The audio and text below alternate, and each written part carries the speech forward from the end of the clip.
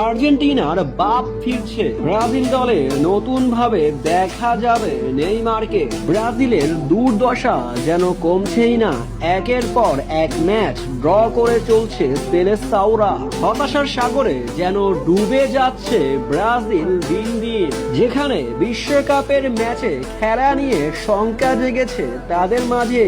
Brazil চলতি বছর তাদের সব ম্যাচ শেষ করে ফেলেছে ফিফা উইন্ডোতে, আর দেখা যাবে না এই বছর ব্রাজিলকে। ফিফা উইন্ডোর শেষ ম্যাচে ব্রাজিল ড্র করেছে, তাই তো ব্রাজিলের অবস্থান পঞ্চম স্থানে 12 ম্যাচে, যেখানে ব্রাজিল জয় পেয়েছে 5 ম্যাচে, 4 ম্যাচ হেরেছে এবং 3 ম্যাচে ড্র করেছে তারা।